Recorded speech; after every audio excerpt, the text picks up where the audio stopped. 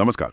आज हम Peter Thiel की किताब 0 to 1 के कुछ बहुत ही दिलचस्प और शायद थोड़े चौंकाने वाले विचारों पर बात करने वाले हैं, जो इस किताब के मुख्य पॉइंट्स को काफी अच्छे से बताता है। हाँ, थील के विचार वाकई में काफी अलग हैं, खासकर स्टार्टअप और इनोवेशन की दुनिया में। बिल्कुल।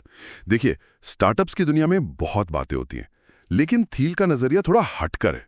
वो कहते हैं कि असली तरक्की, असली प्रोग्रेस, वो कुछ नया बनाने में है, जिसे वो 0 to 1 कहते हैं। हाँ, न कि सिर्फ मौजूदा चीजों को बेहतर बनाने में, जो 1 to N है। सही। तो हमारा मिशन आज यही है कि इस सोच के पीछे की गहराई को समझें। जैसे एकाधिकार यानी मोनोपोली क्यों अच्छी है, पहले आने से बेहतर शायद आखिर में आना क्यों हो सकता है, और भविष्य बनाने के लिए किस तरह की सोच चाहिए। तो चलिए सीधे मुद्दे पर आते हैं। शुरुआत करते हैं इसी 0 to 1 के कॉन्सेप्ट से। ये सुनने में तो सिंपल लगता है, पर इसका असली मतलब क्या है? इसका असली मतलब है मौलिकता। देखिए, थील ना दो तरह की प्रोग्रेस बताते हैं। एक है हॉरिजॉन्टल प्रोग्रेस, मतलब ग्लोबलाइजेशन, जैसे आपने चीन में बनी कोई चीज ली और उसे दुनिया भर में बेच दिया। अच्छा। ये 1 to N है, आप बस मौजूदा चीज को फैला रहे हैं। दूसरा है वर्टिकल प्रोग्रेस, यानी टेक्नोलॉजी, कुछ ऐसा बनाना जो पहले था ही नहीं। जैसे स्मार्टफोन का आविष्कार, वो बिल्कुल नया था। ये 0 to 1 है। थील का मानना है कि असली वैल्यू, असली मूल्य वो वर्टिकल प्रोग्रेस से ही बनता है, क्योंकि यही भविष्य बनाता है। तो क्या वो ये कह रहे हैं कि ज्यादातर स्टार्टअप्स असल में 0 to 1 कर ही नहीं रहे हैं, वो बस 1 to N के खेल में लगे हुए हैं? काफी हद तक, हाँ। थील थोड़ी आलोचना करते हैं उस कल्चर की जहां हर कोई अगला फेसबुक या गूगल बनने की होड़ में है, बिना ये सोचे कि क्या वो वाकई कोई नई प्रॉब्लम सॉल्व कर रहे हैं या बस मौजूदा ट्रेंड की नकल कर रहे हैं। उनकी नजर में ये सिर्फ कंपटीशन है, इनोवेशन नहीं। इसीलिए वो कहते हैं, बड़े सवाल पूछो। क्या आप ऐसा कुछ बना रहे हो जिस पर ज्यादातर लोग सहमत नहीं हैं? रिस्क लो, और सबसे जरूरी उन सीक्रेट्स, मतलब वो छिपे हुए अवसर, उनको ढूंढो जिन्हें दुनिया देख नहीं पा रही। सीक्रेट्स, ये बड़ा इंटरेस्टिंग शब्द है, इस पर हम बाद में जरूर आएंगे, लेकिन पहले Thiel.com बबल के दौर से मिले सबक की बात भी करते हैं, वो जो 90s के आखिर में हुआ था। हाँ, वो बबल वाला दौर। उस दौर की गलतियों से आज के स्टार्टअप्स क्या सीख सकते हैं? कुछ खास पॉइंट्स हैं? बिल्कुल। वो दौर एक तरह का बहुत ज्यादा उत्साह और फिर भारी गिरावट का था। थील 4 बड़ी गलतियों की तरफ इशारा करती हैं जो उस समय आम थीं। पहला, इंक्रीमेंटल एडवांसमेंट से बचना, मतलब लोग छोटे मोटे सुधार पर फोकस करने के बजाय सीधे बड़े कदम उठाना चाहते थे, जो हमेशा सही नहीं था। अच्छा। दूसरा, लीन और फ्लेक्सिबल होने के चक्कर में कोई प्लान ही न बनाना, ये भी खतरनाक साबित हुआ। बिना प्लान के। हाँ। तीसरा, बहुत कॉम्पिटिटिव बाजारों में घुसना और उन्हें डिसरप्ट करने की कोशिश करना, चाहे वो मार्केट कितना भी मुश्किल क्यों न हो। और चौथा, प्रोडक्ट से ज्यादा सेल्स और मार्केटिंग पर ध्यान देना। इन सब का नतीजा ये हुआ कि कई कंपनियां एक सस्टेनेबल, टिकाऊ बिजनेस मॉडल बना ही नहीं पाईं। तो मतलब सबक ये है कि सिर्फ हवाई बातें करने या ट्रेंड के पीछे भागने से काम नहीं चलता। एक मजबूत नींव चाहिए, एक असली वैल्यू वाला प्रोडक्ट और एक क्लियर बिजनेस मॉडल। बिल्कुल, भीड़ से अलग सोचना जरूरी है। सही बात है। और यही सोच हमें थील के सबसे शायद कंट्रोवर्शियल लेकिन सेंट्रल आइडिया पर लाती है, एकाधिकार यानी मोनोपोली की अच्छाई। हाँ, ये सुनना ही थोड़ा अजीब लगता है, क्योंकि हम तो हमेशा सुनते आए हैं कि मोनोपोली बुरी होती है, कंपटीशन अच्छा होता है। लेकिन थील का तर्क एकदम उल्टा है। वो टॉल्स्टॉय की एक फेमस लाइन को पलटते हुए कहते हैं, सारी सफल कंपनियां अलग होती हैं क्योंकि वो कुछ अनोखा करके एकाधिकार बनाती हैं, जबकि सारी असफल कंपनियां एक जैसी होती हैं। वो बस गला काट प्रतिस्पर्धा में फंसी रहती हैं। हाँ। उनका तर्क बिजनेस के नजरिए से है, कंज्यूमर के नजरिए से नहीं। देखिए, कंपटीशन में क्या होता है, कंपनियां एक दूसरे की नकल करती हैं, कीमतें कम करती हैं, और आखिर में किसी के लिए भी खास मुनाफा नहीं बचता। सोचिए किसी आम रेस्टोरेंट बिजनेस के बारे में, कितने सारे हैं, कितना कम मार्जिन होता है। वहीं एकाधिकार जैसे गूगल का सर्च में है, या माइक्रोसॉफ्ट का ऑपरेटिंग सिस्टम में था, वो आपको इनोवेशन करने, अपने कर्मचारियों को बेहतर सैलरी देने और लंबी अवधि के बारे में सोचने की आजादी देता है। क्यों? क्योंकि आपके पास मुनाफा होता है। कंपटीशन मुनाफे को खा जाता है, जबकि एकाधिकार उसे संभव बनाता है। तो फिर सवाल ये उठता है कि भाई ऐसा एकाधिकार बनाया कैसे जाए? थील इसके लिए क्या तरीके बताते हैं? वो 4 मुख्य पिलर स्तंभों की बात करते हैं। पहला, प्रोप्राइटरी टेक्नोलॉजी। आपकी टेक्नोलॉजी ऐसी हो जो दूसरों से कम 10 गुना बेहतर हो और जिसे कॉपी करना बहुत मुश्किल हो, उतना ही बेहतर और वैल्यूएबल होता जाए। फेसबुक या व्हाट्सएप इसके क्लासिक उदाहरण है। बिल्कुल। तीसरा, इकोनॉमीज ऑफ स्केल। जैसे जैसे आपका बिजनेस बढ़ता है, आपकी प्रति यूनिट लागत कम होती जानी चाहिए। सॉफ्टवेयर कंपनियों के लिए ये अक्सर आसान होता है। और चौथा, मजबूत ब्रांडिंग, जैसे एप्पल की है। आपका ब्रांड ही आपकी पहचान और कीमत बन जाए। इनमें से एक या ज्यादा का होना मोनोपोली बनाने में मदद करता है। ये तो सीधे सीधे उस माइंडसेट पर चोट है जो हमें बचपन से सिखाया जाता है, कंपटीशन करो, सबसे आगे निकलो। थील कह रहे हैं कि ये सोच बिजनेस में इनोवेशन के लिए जहर की तरह है। हाँ, वो इसे प्रतिस्पर्धा की विचारधारा कहते हैं। स्कूल, कॉलेज, स्पोर्ट्स, हर जगह हमें यही सिखाया जाता है कि जीतने का मतलब है किसी और को हराना। लेकिन बिजनेस में ये सोच आपको दूसरों की नकल करने और उन्हीं के बनाए खेल में उलझने पर मजबूर कर सकती है। आप नया खेल बनाने के बारे में सोचते ही नहीं। बिल्कुल, आप भूल जाते हैं कि शायद कोई नया खेल बनाया जा सकता है। पेपैल का उदाहरण फिर यहाँ फिट बैठता है। उन्होंने क्रेडिट कार्ड कंपनियों से सीधी टक्कर लेने के बजाय ऑनलाइन पेमेंट्स का एक नया मैदान ही बना दिया। इसे ब्लू ओशन स्ट्रैटेजी भी कहते हैं। ऐसी जगह जाओ जहां कोई और न हो, जहां समंदर नीला हो, लाल ना हो। मतलब जहां खून खराबा ना हो। हाँ, कंपटीशन का खून खराबा। ये स्ट्रैटेजी और सही टाइमिंग की बात है। और यहीं पर थील एक और पारंपरिक सोच को चैलेंज करते हैं, फर्स्ट मूवर एडवांटेज के बजाय लास्ट मूवर एडवांटेज की बात करके। ये कैसे काम करता है? ये क्या फंडा है? देखिए, फर्स्ट मूवर यानी जो सबसे पहले बाजार में आता है, उसे अक्सर रास्ता बनाना पड़ता है, बहुत गलतियां करनी पड़ती हैं और कई बार वो टिक नहीं पाते। लास्ट मूवर का मतलब ये नहीं कि आप सबसे आखिरी में आए। इसका मतलब है कि आप उस कैटेगरी में आखिरी बड़ी कंपनी बने जो बाजार पर कब्जा कर ले। अच्छा, आखिरी बड़ी कंपनी। हाँ, आप दूसरों की गलतियों से सीखते हैं। टेक्नोलॉजी तब तक शायद थोड़ी मैच्योर हो चुकी होती है, बाजार भी तैयार होता है। आप एक बेहतर, ज्यादा टिकाऊ मॉडल के साथ आते हैं और लंबे समय तक राज करते हैं। गूगल सर्च में फर्स्ट मूवर नहीं था। सही बात है। फेसबुक सोशल नेटवर्किंग में फर्स्ट मूवर नहीं था, लेकिन वे अपने फील्ड के लास्ट मूवर बने, जिन्होंने मार्केट को डोमिनेट किया। तो लास्ट मूवर बनने के लिए धैर्य चाहिए, स्ट्रैटेजी चाहिए और लगातार सुधार करते रहने की जरूरत है। ये सिर्फ जल्दी पहुंचने की रेस नहीं है, बल्कि सही तरीके से पहुंचकर टिके रहने की लड़ाई है। बिल्कुल। इसके लिए वही मोनोपोली वाले गुण, टेक्नोलॉजी, नेटवर्क इफेक्ट्स वगैरह विकसित करना और उन्हें बनाए रखना जरूरी है। लक्ष्य बाजार पर स्थायी दबदबा बनाना है। चलिए, अब बात करते हैं उन चीजों की जो एक कंपनी को बनाने और चलाने के लिए जरूरी है। सोच, नींव, टीम और एग्जीक्यूशन यानी अमल। थील किस्मत या लॉटरी टिकट वाली सोच को बिल्कुल खारिज करते हैं। सफलता कोई चांस की बात नहीं है। उनका मानना है कि सफलता को सिर्फ किस्मत पर छोड़ देना एक बहाना है।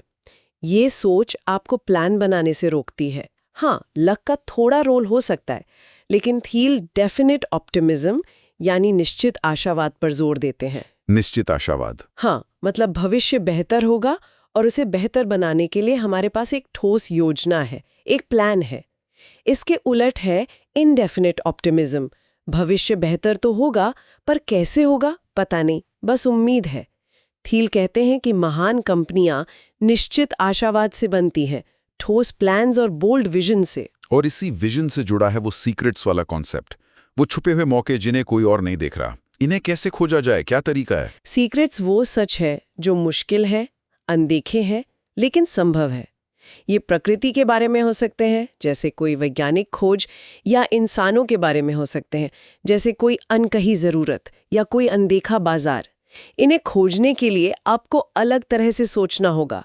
जो स्थापित मान्यताएं हैं, उन पर सवाल उठाने होंगे। मतलब घिसी पिटी बातों पर। हाँ, घिसी पिटी मान्यताओं पर सवाल उठाने होंगे और उन एरियाज में देखना होगा जहां दूसरे लोग नहीं देख रहे हैं।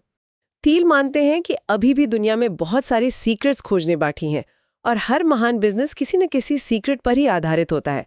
जैसे एयरबीएनबी ने ये सीक्रेट खोजा कि लोग अजनबियों के घरों में रुकने को तैयार होंगे। पहले ये किसी ने सोचा नहीं था। दिलचस्प। अच्छा, एक बार विजन और सीक्रेट मिल जाए तो फिर आती है नींव की बात। थील कहते हैं कि शुरुआती फैसले, खासकर को-फाउंडर्स चुनना, बहुत ही ज्यादा महत्वपूर्ण है। हाँ, उनका कहना है कि को फाउंडर चुनना शादी करने जैसा है। सोच समझकर करना चाहिए। गलत चुनाव बाद में बहुत महंगा पड़ सकता है। शुरुआत में ही ओनरशिप यानी स्वामित्व, पोजेशन यानी अधिकार और कंट्रोल यानी नियंत्रण को लेकर एकदम क्लैरिटी होनी चाहिए, वरना बाद में झगड़े होते हैं। सही। एक मजबूत नींव के बिना बड़ी इमारत खड़ी नहीं हो सकती। बिल्कुल। और फिर आती है टीम। थील माफिया बनाने की बात करते हैं। ये शब्द सुनने में थोड़ा अजीब है, शायद नेगेटिव भी लगे, लेकिन इसका मतलब क्या है उनके लिए? माफिया से उनका मतलब है एक बेहद मजबूत, एकदम एकजुट और वफादार टीम। ये वो लोग नहीं है जो सिर्फ 9 से 5 की नौकरी करने आते हैं, बल्कि ये एक मिशन से जुड़े होते हैं। ये लोग एक दूसरे को अच्छी तरह जानते हैं, एक दूसरे पर भरोसा करते हैं और कंपनी के लक्ष्य के लिए पूरी तरह समर्पित होते हैं। जैसे पेपाल माफिया। हाँ, पेपैल माफिया इसका सबसे क्लासिक उदाहरण है।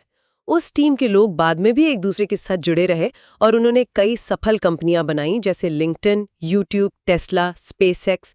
लिस्ट लंबी है। वाह। ऐसी टीम बनाना आसान नहीं है, लेकिन ये असाधारण रिजल्ट्स दे सकती है। ये सिर्फ एक प्रोफेशनल रिश्ता नहीं होता, बल्कि एक गहरा पर्सनल जुड़ाव होता है। समझ गया। तो विजन हो गया, सीक्रेट मिल गया, फाउंडर्स ठीक चुन लिए, टीम भी माफिया जैसी बन गई, प्रोडक्ट भी बना लिया। लेकिन क्या इतना काफी है? थील एक सवाल पूछते हैं, if you build it will they come? मतलब क्या सिर्फ बना देने से लोग आ जाएंगे? सेल्स और डिस्ट्रीब्यूशन कितना जरूरी है? बहुत ज्यादा जरूरी। थील इस आम धारणा को तोड़ते हैं कि एक बेहतरीन प्रोडक्ट अपने आप बिक जाता है। अरे वाह, क्या प्रोडक्ट है! ऐसा नहीं होता। हाँ, अक्सर टेक लोग यही सोचते हैं। हाँ, उनका कहना है कि टेक्नोलॉजी कंपनियां अक्सर सेल्स और डिस्ट्रीब्यूशन को कम आंकती हैं, उसे थोड़ा नीचे दर्जे का काम समझती हैं। लेकिन सच्चाई ये है कि आपके प्रोडक्ट को ग्राहकों तक पहुंचाने की एक सोची समझी इफेक्टिव स्ट्रैटेजी होनी चाहिए। ये डायरेक्ट सेल्स हो सकती हैं, वायरल मार्केटिंग हो सकती है, कॉम्प्लेक्स सेल्स यानी बड़े सौदे हो सकते हैं, या पार्टनरशिप हो सकती है। बिना अच्छे डिस्ट्रीब्यूशन के सबसे बेहतरीन प्रोडक्ट भी फेल हो सकता है। तो मतलब प्रोडक्ट डेवलपमेंट और डिस्ट्रीब्यूशन दोनों पर बराबर ध्यान देना होगा। स्किल्स अलग अलग हैं, पर महत्व बराबर है। बिल्कुल बराबर। अच्छा, अब कुछ थोड़े व्यापक मुद्दों पर आते हैं। वेंचर कैपिटल और फंडिंग के बारे में थील का क्या नजरिया है? एक चैप्टर है शायद फॉलो द मनी नाम से। हाँ, यहाँ वो पावर लॉ के सिद्धांत की बात करते हैं। इसका मतलब है कि वेंचर कैपिटल की दुनिया में ना कुछ गिने चुने निवेशी जबरदस्त मुनाफा देते हैं, मतलब बहुत बड़ा रिटर्न, और यही रिटर्न बाकी सभी निवेशों के नुकसान या उनके सामान्य रिटर्न की भरपाई कर देते हैं। अच्छा। हाँ, अक्सर ऐसा होता है कि एक वीसी फंड का जो सबसे सफल निवेश होता है वो अकेले ही बाकी पूरे फंड से ज्यादा कमा कर दे देता है। इसलिए स्टार्टअप्स को यह समझना चाहिए कि निवेशक उन कंपनियों की तलाश में होते हैं जिनमें असाधारण, मतलब एक्सपोनेंशियल ग्रोथ की क्षमता हो, जो पूरे बाजार को बदल सकें। और स्टार्टअप्स को भी ऐसे निवेशक चुनने चाहिए जो उनके बड़े विजन को समझें और लंबी अवधि का साथ दें, सिर्फ पैसों के लिए ना आए। सही। एक और बड़ा मुद्दा जो आजकल बहुत चर्चा में रहता है, इंसान और मशीन का भविष्य, आर्टिफिशियल इंटेलिजेंस। क्या मशीनें हमारी नौकरियां छीन लेंगी? फील का क्या कहना है इस पर? थील यहाँ भी कंपटीशन के बजाय कोलैबोरेशन यानी सहयोग की बात करते हैं। वो मानते हैं कि भविष्य इस बात पर निर्भर करेगा कि इंसान और कंप्यूटर कितने अच्छे से मिलकर काम करते हैं। कंप्यूटर डेटा प्रोसेस करने, पैटर्न पहचानने और जटिल गणनाओं में हमसे कहीं बेहतर है, इसमें कोई शक नहीं। हाँ, लेकिन इंसान रचनात्मकता में, स्ट्रैटेजी बनाने में, कॉम्प्लेक्स निर्णय लेने में और लोगों को समझने में, इमोशनल इंटेलिजेंस में बेहतर है। तो सवाल यह नहीं है कि कौन किसको रिप्लेस करेगा, सवाल यह है कि हम दोनों की ताकतों का इस्तेमाल एक साथ कैसे कर सकते हैं। अच्छा, तो एआई एक टूल है। हाँ, आर्टिफिशियल इंटेलिजेंस एक टूल है, एक कॉम्प्लीमेंट है, हमारा प्रतिद्वंदी नहीं। हेल्थ केयर हो, शिक्षा हो, यहाँ तक कि जटिल एनालिसिस में भी इंसान और एआई का कॉम्बिनेशन अकेले इंसान या अकेले एआई से कहीं ज्यादा शक्तिशाली होगा। ये भविष्य के लिए काफी आशावादी, पॉजिटिव नजरिया है। लेकिन हर कोशिश सफल तो नहीं होती। फील क्लीनटेक कंपनियों की विफलताओं से भी सबक लेने की बात करते हैं।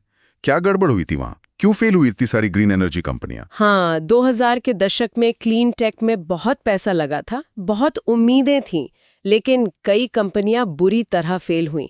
थील के अनुसार इसकी कई वजह थीं। एक तो टेक्नोलॉजी की चुनौतियां, जो चीज सिर्फ लैब में चलती है वो जरूरी नहीं कि बाजार में कामयाब हो। सही। दूसरा, गलत टाइमिंग। तीसरा, एकाधिकार बनाने पर फोकस ना करना। सिर्फ ग्रीन या पर्यावरण के लिए अच्छा होना काफी नहीं था। और शायद सबसे बड़ी बात, एक टिकाऊ बिजनेस मॉडल की कमी थी। उनका संदेश साफ है, किसी भी बिजनेस को, चाहे वो कितना भी नेक मकसद वाला क्यों ना हो, आर्थिक रूप से भी सफल होना पड़ेगा। पैसा तो कमाना पड़ेगा। हाँ, पैसा कमाना पड़ेगा। केवल अच्छे इरादे काफी नहीं हैं।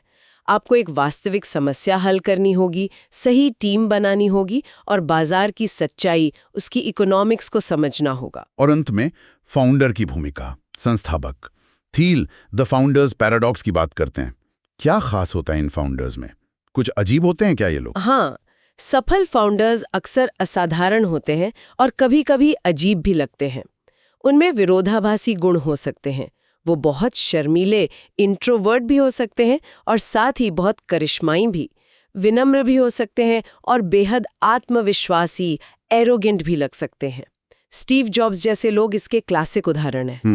ये गुण उन्हें महान बनाते हैं, लेकिन कभी-कभी मुश्किलें भी पैदा करते हैं। थील कहते हैं कि फाउंडर्स को अपनी इस विलक्षणता, अपनी यूनिकनेस को समझना और संभालना होता है। उन्हें अपनी ताकत और कमजोरी पता होनी चाहिए। एक ऐसी टीम बनानी चाहिए जो उनकी कमियों को पूरा करे, और आत्मविश्वास और विनम्रता के बीच एक संतुलन साधना सीखना चाहिए, क्योंकि उनका व्यक्तित्व कंपनी के कल्चर पर बहुत गहरा असर डालता है, पॉजिटिव भी और नेगेटिव भी। तो ये सारी बातें, सारी विचार हमें किताब के अंतिम सवाल पर ले आते हैं। हमारा भविष्य कैसा होगा? क्या हम ठहराव, स्टैग्नेशन की ओर बढ़ रहे हैं या फिर सिंगुलैरिटी यानी असीमित संभावनाओं की ओर? थील एक तरह की चेतावनी देते हैं। वो कहते हैं कि अगर हम बड़े सपने देखना बंद कर देंगे, अगर हम रिस्क लेना छोड़ देंगे और सिर्फ सुरक्षित आजमाए हुए रास्तों पर चलेंगे, तो हम ठहराव यानी स्टैग्नेशन की ओर बढ़ सकते हैं, जहां कोई खास तरक्की नहीं हो रही।